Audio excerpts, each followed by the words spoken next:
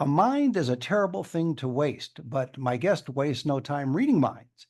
He's award-winning mentalist Colin Cloud. He's known as the closest thing to a real-life Sherlock Holmes, and he's headlining the world premiere of his show, Colin Cloud Mastermind, in Harrah's Cabaret at Harrah's Las Vegas, starting July 2nd. Then ongoing shows every week, Tuesdays through Saturdays at 6 p.m. For ticket information and everything about Colin Cloud, go to colincloud.com and you can follow him on Instagram, Facebook, X, LinkedIn, and of course, TikTok. And Colin, welcome back to the show. Thank you very much again, good sir. How are you? Good. I love it. You have a different accent this time. Yeah, I just like to tweak it every now and again, keep people guessing. It feels like you've got a completely different guest. So, you are most welcome. Exactly. Well, here's a question I bet you have never been asked. So I want to start off the show with this. What am I not thinking? Oh, listen, I don't want to get you in trouble, right? So that should probably remain between you and I. Oh, yeah, I'm No, gonna hold but that to that. I'm not thinking, so you wouldn't be able to tell me what I'm not thinking because I'm not thinking. I've I made my don't believe mind that for blank. us. Yeah. I didn't want to offend. I didn't want to offend and go there and make cheap jokes at your expense, Ira. But I don't yeah. mind. It's fine.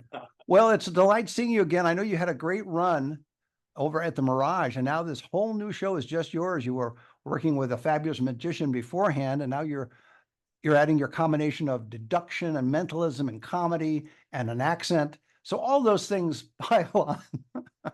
And hairspray. Let's not forget Oh, yes, hairspray. hairspray is very important. Not the show, the actual product. That's absolutely correct. Absolutely. Yes. Absolutely. So tell us about, well, we can go into your past in a minute. So people who are listening or watching for the first time may not know your background. But before we even do that, what are the daunting challenges of now you're the headliner, you're the main guy. Shin Lim was the guy you worked with before Mhm. at the Mirage, and now you're going to be headlining your own show. So do you design it totally differently than what you did at the Mirage? So, I mean, before I even worked with Shin, before I even got involved with the likes of the Illusionists, the Broadway touring show, I've performed now 10 solo one-man shows at the Edinburgh Fringe Festival, which is the world's largest art performing festival on the planet. Which is And I've odd taken since those. which is odd since it's a fringe festival. Yeah, no, absolutely. And I mean, it's a city that's definitely not designed to hold 4,500 shows a day, right? A day. So like it's madness. But that led to me then taking those shows to the likes of the West End, off to Australia. So I am, I'm very used to doing the shows on my own. And I think I'd gotten really comfortable just with the ability to be in the likes of the Illusionist or work with Shin, where it's an ensemble type cast where you have that flexibility, that a lot more free time, a lot less pressure.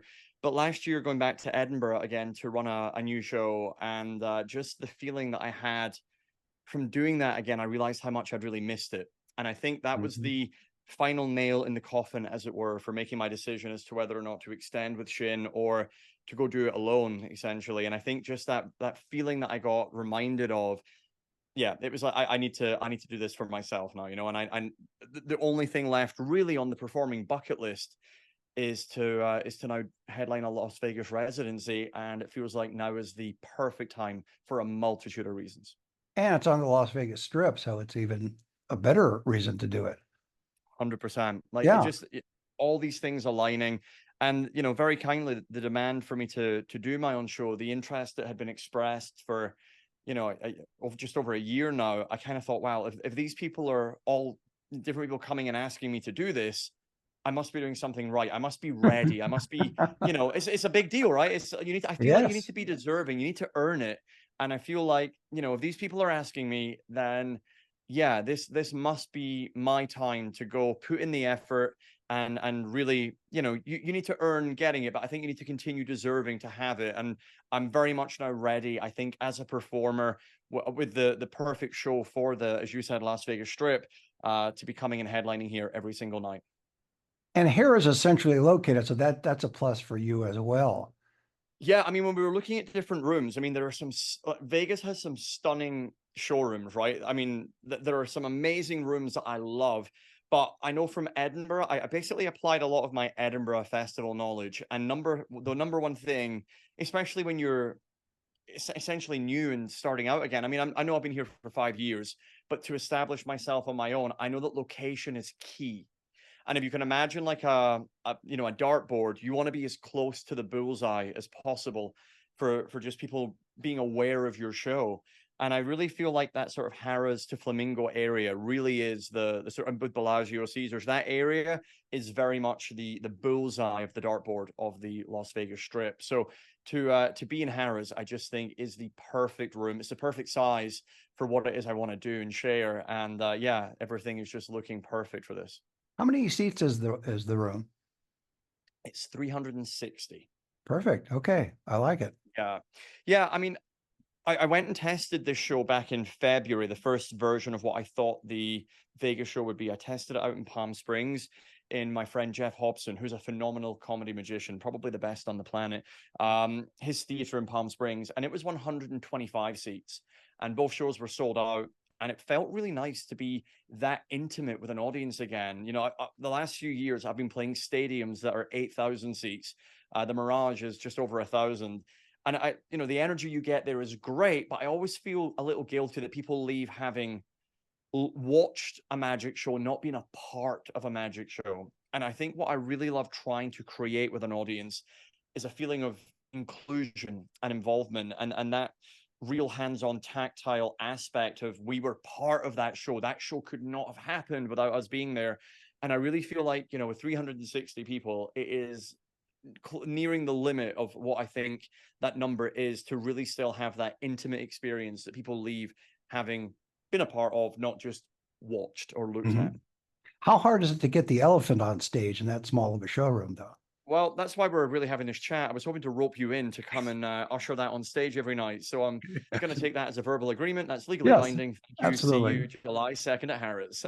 So you're calling me an elephant is what you're saying. I see. Okay.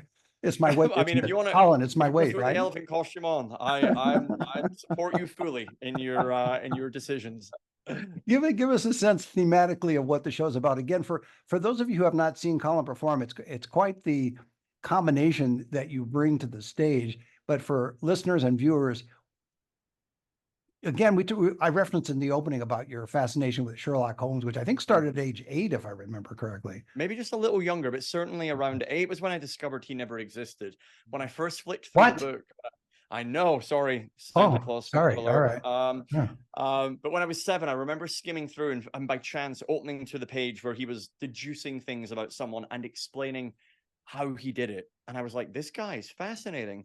And of course, the way the book is written through the eyes of Dr. John Watson, I assumed at age 8 that this person was writing about someone real.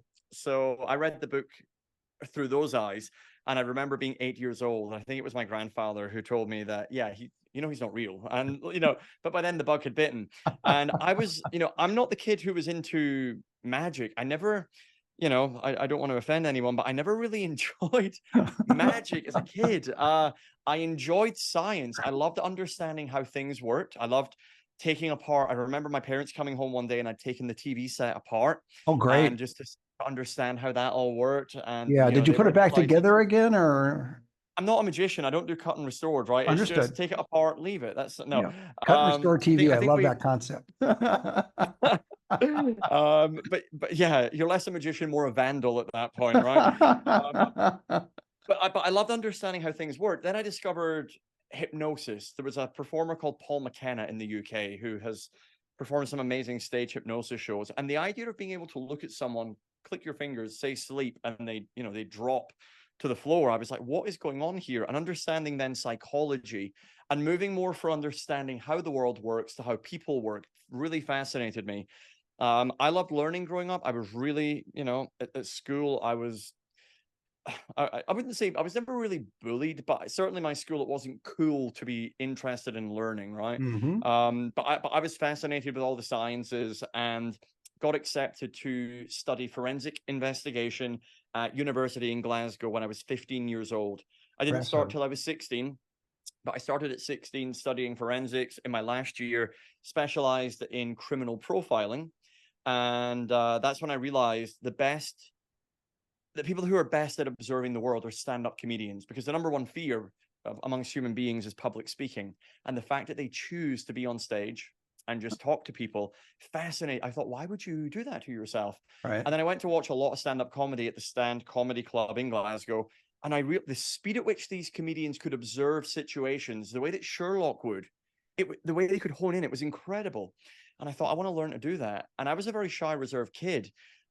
And I realized the only way to learn it is to get on stage and actually do it. So in my last year at university, I started performing comedy, started mixing in a lot of the hypnosis, discovered mentalism, which is the branch of magic that is more psychological based. So it's not so much Right. sleight of hand as it is more sleight of mind, if you can, imagine it like that. And combining all those things together is what led to me performing my first show in Edinburgh, and it's really snowballed from there. Yeah, an interesting career you've had over the years. And I remember when you came to Las Vegas, and it's such a different environment for you than almost any other place I would think that you performed in.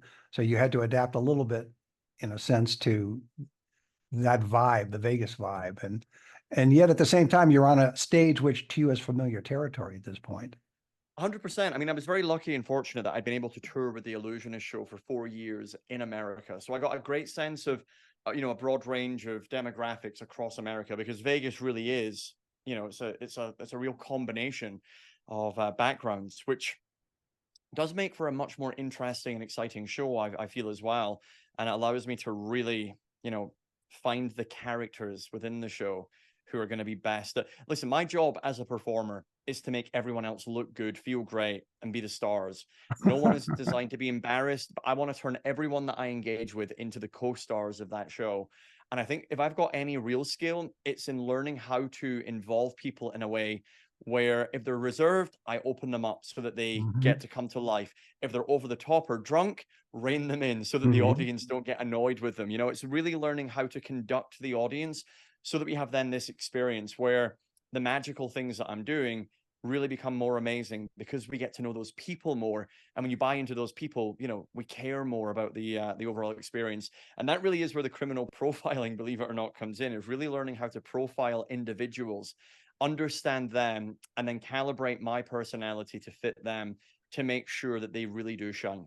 Which is where the skill and talent come in. I know that you spotted me right away and turned me into the police because you had that criminal background that you were able to analyze the fact that I was clearly behind bars, should be behind bars.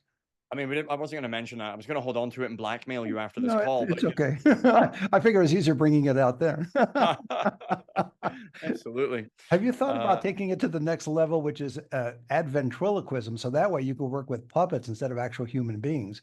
And that way you you can know, read their minds. What do you think about that, Colin? the one thing I admire about Shin is that not all, but a lot of his magic, he doesn't engage anyone and just gets to perform it. And it's always a thing of beauty, because often when you are engaging with people, it can be somewhat stressful.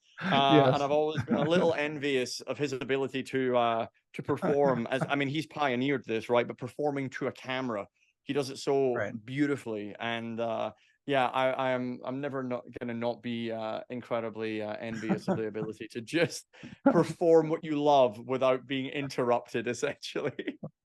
When you start the show, do you give a slight disclaimer about the fact that you shouldn't have anything to fear, audience members, if you come up and I work with you, that I won't embarrass you or I won't make you feel bad, that type of thing? I think it's often better to actually, to give you a peek behind the curtain here, to not tell people that so they are a little on edge. I feel like I've found if you Mhm. tell people that up top, they relax too much and you open yourself up actually to more situations arising. It's better to lead by example and let the audience see how you treat people. And there's a subconscious understanding on their part that when they see, oh, wait, he knows what he's doing, we're in safe hands here. If anyone does get out of line, they see how I get people back in check quickly, and I'm Mhm. almost training them and conditioning them how to act, behave, and respond as an audience so that the experience. Listen, people are probably only going to see this once. I want to ensure that that experience is the best it could possibly be. That is all I'm trying to do. And everyone is picked at random, but in learning how these people operate, think, and behave, yeah, I really do want to get them into a spot where they're gonna perform at their best for the demonstration I'm sharing Mhm. to thrive, essentially, so that everyone sees the best possible version of that they can. But yeah, I've just found it, if you tell people up top, hey, listen, I'm not going to embarrass you, etc., it just makes people go, oh, cool, then we can just, be the naughty kids in class. And it's actually better to not do that and Right. just train them as you go. Should mention again, Colin Cloud, mastermind at Harrah's Cabaret at Harrah's Las Vegas, starting July 2nd, then ongoing shows every week, Tuesdays through Saturdays at 6 p.m. And Colin, the challenge of doing a one-man show, well, it's not really a one-man show, but it's your own show. You're headlining there now, and you've done it before. We talked about it earlier, but you're dealing with people from all over the world because, again, it's Las Vegas. So this must be even more of a challenge in that sense to what you do on stage. You're not dealing just with the local crowd. You're dealing with people from all kinds of countries, some of whom may have language difficulties. So how do you surmount that, as you obviously do? I mean, I'm Scottish, so I barely speak English, right? So What'd you say? I didn't understand a word you said. don't worry about it. We're going to subtitle this. It's going to be great. Oh, What a great. great podcast. That's As gonna long make as I a don't good subtitle it podcast. in Scottish, I think I'll be okay. Yeah, good luck. Yeah, I mean, there is a lot of visual component to what it is I do, and I've learned over the years. I think that the draw to mentalism was the fact. What I didn't like about magic, let me start here, is that often I felt the props the magician would use would act as a barrier between you and the people, and it wouldn't allow you to then fully connect. The magician approaches and they open a deck of cards, they spread them, and right away you're building a wall between you and the person before you really connect with them. What I loved about mentalism is, much like comedy, it's just you and the audience, and there's nothing to hide behind. And I've learned over the years that people do like certain visual things to look at and to involve to make it more interesting. So, yeah, I mean, obviously the show is in English. I mean, we've had a lot of people from around the world watching the show at the Mirage, and thankfully, I mean, my Scottish, I mean, joking aside, I hope I've learned over the years how to enunciate in such a manner that our friendly, loving average American will understand clearly what it is I am trying to express. But yeah, I think that I will never forget. I first came to America when I was 21 to perform in LA at the Magic Castle, which is a phenomenal venue. And I remember my first note after show one was, "What were you saying? Can you slow down? Can you, my accent was so strong, and I've had to really learn. Even, here when I ask if I say, can I get a cup of water, please? People are like, what? And I'm like, water. And they're like, what? I'm like, sorry, water. And then they're like, oh, you want water? I'm like, that's what I've been saying. So I've learned to, and then it's funny because my Scottish friends and family come and see the show and they're like, what's that voice you're doing up there? So we now call it, my friend David Gerard, my best friend on the planet. He says he's from Pennsylvania, lives in San Francisco. He says my accent is now Scottish, is how he describes it, which I think is genius. Well, if you had kept the original accent that you had, you would be generating anti-Scottish sentiment within the audience because they have no idea what you're talking about and they'll get hostile. Oh, yeah, chairs would be thrown, put it that Yeah, way. exactly. Without giving the act away or the performance away, is there one element that is either at the end or somewhere in the show that just takes precedence over other things that you do? And I know that a lot of it is obviously interacting with the audience, so you don't know what the audience is going to say or do. But is there one thing that you feel is the pinnacle or the crown jewel, so to speak, of the act? Yeah, it's funny because, like I said, I've done 10 now one-man shows, written are all completely different. So the beauty of writing this was that I got to go back through those 10 shows and pick and choose my favorite moments and routines and demonstrations. So I really feel like this is the best variety of material that I've ever created. It's also been massively punched up because over the years I've learned and improved as a performer. And a lot of it is brand new because of it already being written for my my new Edinburgh show that I'll be doing later this year as well. But what I can say is that the show starts from the minute you buy your ticket to the show. It has already begun for you without you realizing it. Nice. When you walk into the room, without giving too much away, some strange things will already be happening when you walk into the room that will be unlike any other show. And I will also say that the show is going to continue long after you leave the room as well. So what you're saying is you follow the audience home or to their I'm hotel. a stalker. Yeah, that's what it is. Yeah. I got you. Colin Cloud, mastermind stalker. Okay, I got it. That'll work. Yeah, that's the real genius of the show, is that I get It adopted is. by the audience every night, and I can now move in with any of them that I pick and choose. Don't you But think no, though that, I was going to say, don't you think, Colin, that part of the fun, and I'm going to use that word, the fun of a show is to really have fun. And a lot of shows are overly produced or too slickly produced, and therefore the fun element is not authentic. Whereas if you have fun with it, including, as you said, before the show, once you buy the ticket, after the show, etc., when you follow them back to their hotel rooms, it's all in fun. And I'm the one behind bars. Okay, fine.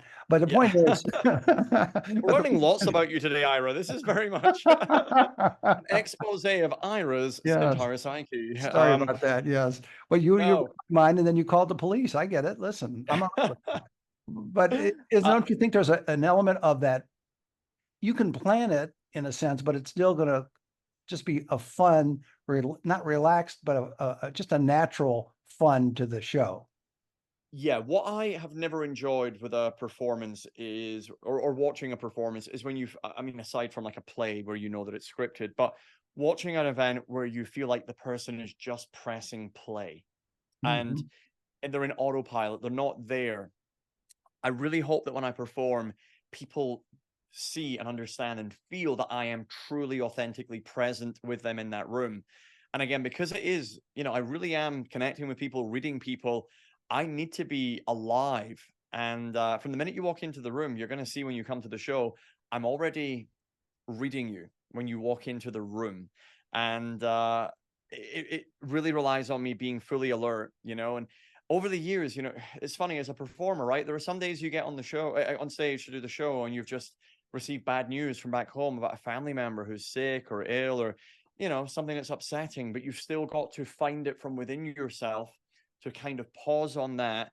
And for everything I do, I can't just press play. I really need to be fully attentive. And it can be tricky, but thankfully, I do really love doing this. I really love performing these shows and sharing this experience with people and creating these moments for them that they're never going to get anywhere else. And it really does become reciprocated, where I think I get to the point where I'm never really exhausted when I come off stage, because once we get that initial spark connecting, me and the audience, it really is reciprocated energy, and it never wears me down. I've really learned how to hold a mirror up to the audience essentially, and we play essentially. Is you said the word fun, Yeah. 100%, but it's this idea Play. of get on stage and I want to play. It's as simple as that. And you get the flow going. Once you're in that flow, it's effortless. I mean, you're working hard and you're concentrating. Before you go on stage, in order to focus, because you do have to focus on people and to be really just targeted into people and what they're thinking, what they're looking like, etc. Do you do anything to stimulate your brain as opposed to, for example, are there drugs involved, alcohol, women, any of those things, or do you just immediately just go to the showroom and you're ready to go? I mean, a large Starbucks Americano with sugar-free vanilla syrup, a lot of ice cubes in it to cool it quickly so I can drink it fast. Um, Again, I don't want to give away a small spoiler of how the show begins, but like I said, there, in a sense, when you come and see it, when you walk into that room, I will already be quote unquote in the zone reading people, and the show will already have, in a sense, started. And that is the moment where I am getting into that place mentally, to really, really deliver for those people. You mentioned earlier learning as you went along and how to amp up certain things, etc. This combination, and we talked about it earlier, you have comedy in it, you have mentalism in it, you have other elements to it. Do you do you see that as you continue to develop, you start to add even more elements to your performance? In other words, you're not going to Yeah, stop and say, okay, I've learned as much as I'm going to learn, and that's all, and I'll just stay at this level. I get the sense that you're just always going to keep learning and developing.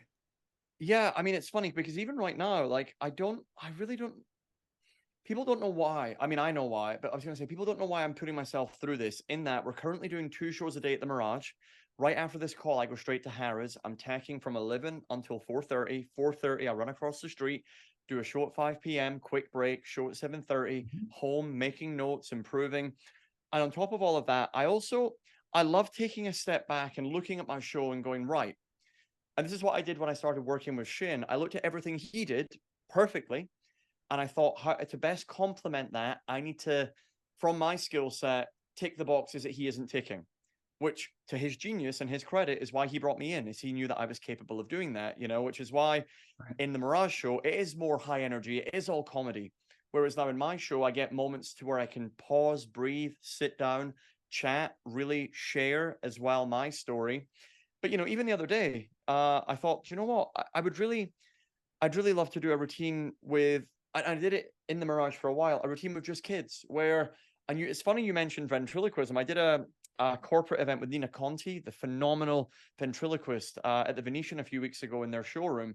And I thought, you know what? I've always loved ventriloquism. To do a routine where the puppet and the kids engage and something happens, and it makes me go, what could I do with that? I know chances are I never will, right? But I love the creative exercise of going, what have I never done?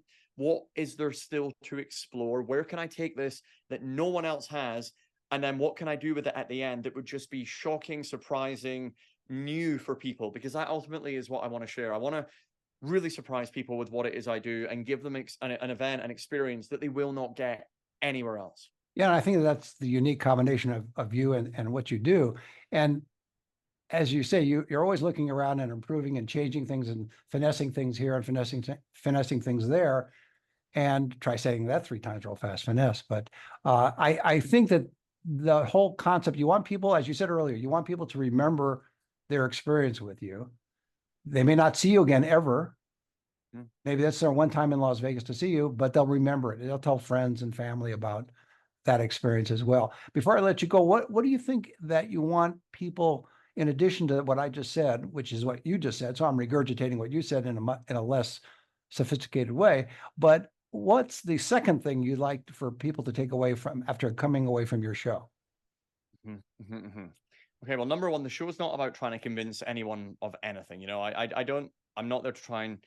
There is a fundamental base level where I need to fool you, which is a horrible word, but I need to do things that you don't understand so that you are amazed, astounded, things that you find. I want moments that are hilarious, moments that are emotional, but I really want people to challenge the way that they think and just, fundamentally, yeah, I have a mantra before I start the show, and I remind myself, you know what, this could be my last show for whatever reason. This could be the last time I get to do this.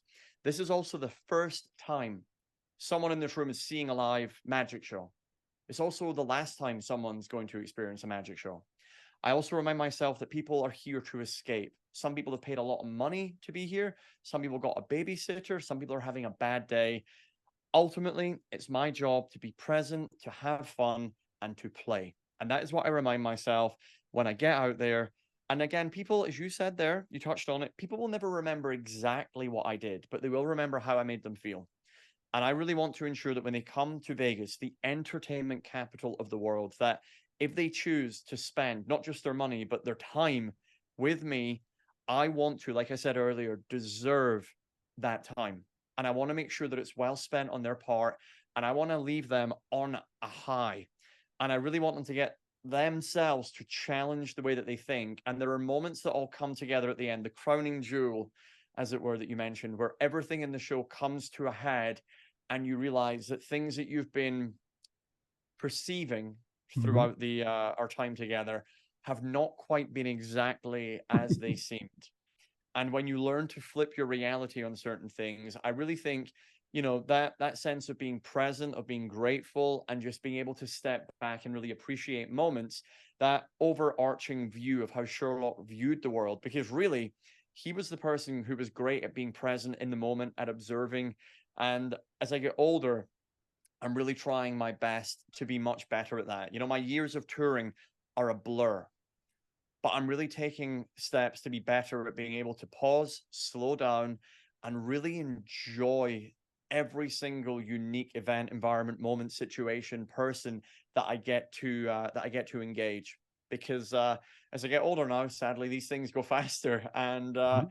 the one thing I want to make sure is that for myself and for that audience, that they have moments together with themselves, with me, that they, in some capacity, without sounding too cheesy, they get to cherish forever because they've never had a feeling like that literally anywhere else. Well, that's a great way to leave it. My guest has been award-winning mentalist Colin Cloud, known as the closest thing to a real-life Sherlock Holmes. He's headlining the world premiere of his show, Colin Cloud Mastermind, in Harrah's Cabaret at Harrah's Las Vegas, starting July 2nd, and then ongoing shows every week, Tuesdays through Saturdays at 6 p.m. And for ticket information and everything about Colin Cloud, go to colincloud.com. You can follow him on Instagram, Facebook, X, LinkedIn, and TikTok. And Colin, thanks for coming on the show again. Thank you so much for having me. And thank you everyone for your time for listening. It is truly, truly appreciated.